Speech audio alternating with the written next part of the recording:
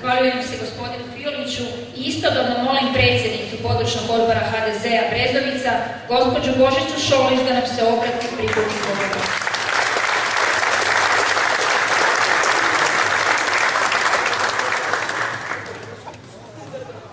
Poštovani gospodine predsjedniče, poštovani predsjednici temeljnih organizacija, vi ste ti koji ste temelj naše stranke. Poštovani prijatelji, poštovani generale Krstičeviću, poštovani prvi saborski zastupniče Vice Vukojeviću.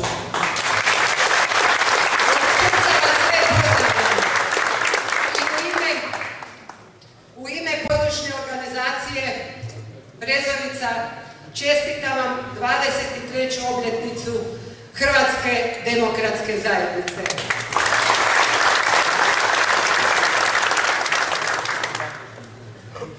Uvijek na ovakvim obljetnicama prisjećamo se na svoj prijeđeni put. Od osnutka HDZ-a i stvaranja Hrvatske države pa sve do danas.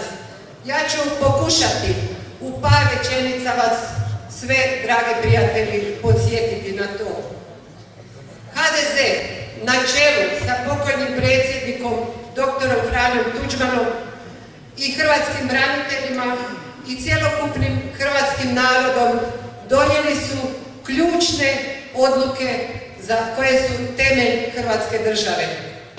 A to je, podsjetit ću, Božićni ustav 90. godine, referendum o samoodređenju hrvatskog naroda 19. svibnja 1991. godine, donošenje ustavne odluke u Hrvatskom državnom saboru o suverenosti i samostalnosti Republike Hrvatske 25. lipnja 1991. godine.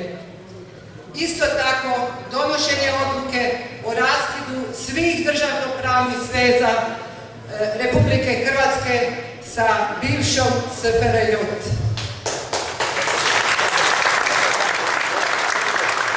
To su ključne odluke koje nam danas ovi crveni kažu da Hrvatska nije nastala na tim odlukama, nego da je nastala na temeljima antifašističke borbe.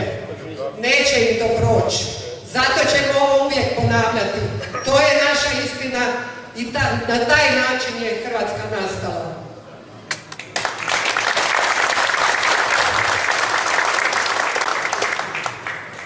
Hrvatska demokratska zajednica isto tako u tim turbulentnim vremenima donosi i niz drugih ključnih odluka, kao što je stvaranje Hrvatske vojske, Hrvatske policije i svih državnih institucija. Ali istovremeno nametnuo nam se teški i krvavi srbočetnički rat, okupacija Hrvatske države. U svim tim vremenima dolazi nam i u samo u grad Zagreb oko 500.000 prognanika i izbjeglica. Grad Zagreb u tim vremenima daje smještaj, hranu, odjeću i financijsku pomoć svim ljudima koji su bili prognani iz svojih domova. I htjela bih dalje reći da preskočim još mnoge činjenice jer bi dugo govorila. Završnom i velebnom akcijom Oluja i integracijom Hrvatskog Podunavlja, hrvatski generali i prvi hrvatski predsjednik za sva ta vremena su najzaslužniji i molim vas da im još jednom pljeskom zahvalimo.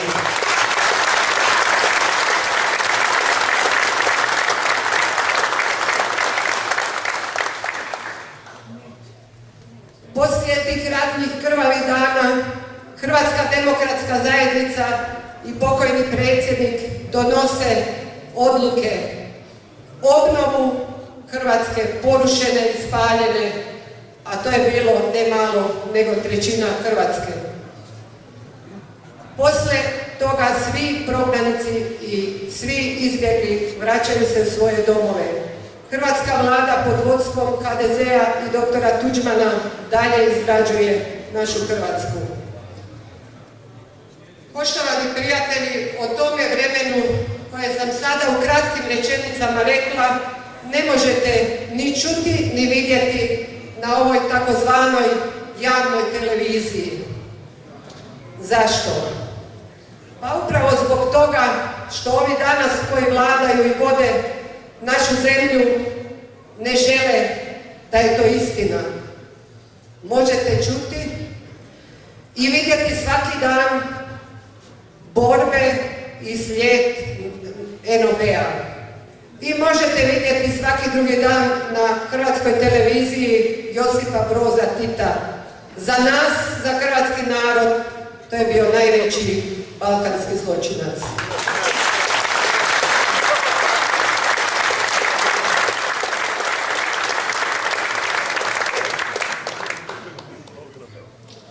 Svi ti koji nam to plasiraju, nisu oni htjeli Hrvatsku, a nisu je ni branili.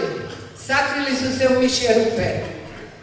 Mnogo puta sam čula od naših branitelja da su ih vukli iz podruma. A danas takvi vode nam našu Hrvatsku. Zašto? Upravo radi toga što su neki naši HDZ-ovci, to moramo ovdje reći, jer mi smo snažna stranka koja može to i reći. Ovi crveni to ne mogu reći. Nisu ti naši ljudi koji su bili u našim redovima služili hrvatskom narodu, nego su u jednom trenutku počeli gledati za sebe. I to nam se dogodilo. Ova danas vlada koja vodi Hrvatsku državu nikada u 23 godine postojanja Hrvatske nismo imali nesposobniju vladu. Gospodin premijer Milanović ne vidi to niti palac nosa svoga. Ne vidi da hrvatski narod sve teže živi. Ne vidi Milanović da je sve više u Hrvatskoj sirotinje. Ne vidi Milanović da nam mladost odlazi i naši intelektualci i traže bolji život u zapadnim zemljama. Dragi prijatelji, mi to ne smijemo propustiti i mi ne smijemo takav način gledati sa strane. Jer mi smo ta stranka koja može i domovinsku i iseljenu Hrvatsku okupiti. Mi smo ti ljudi i stranka koja možemo i domaće i domicilne ljude okupiti i suprotstaviti se sa svojim idejama i sa svojim radom da srušimo ovu vladu koja nije željela Hrvatsku državu. Njima se je dogodila Hrvatska država. Ali kako? Samo našim... To možemo učiniti samo našim zajedništvom. Ako smo zajedno, mi smo ta snaga koja ruši sve. I sada, na ovim dolazećim lokalnim izborima, moramo im dati jak udarac. Da se ne oporave niti do državnih izbora. Jer Hrvatska demokratska zajednica je ta koja treba opet preuzeti odgovornost nad hrvatskim narodom. Jer to od nas traže i hrvatski ljudi. Ali mi smo to dužni učiniti. Jer za Hrvatsku su mnogi dali svoj život. Mnogih večeras nema ovdje s nama. Jer su dali život za domovinu. I nemojmo se bojati. Nema straha. Glave skupa što kaže jedan moj prijatelj iz Brezovice i trebamo iti naprijed. Okupiti sve ljude koji misle hrvatski i zajedno poći među ljude i donijeti pobjedu hrvatskom narodu.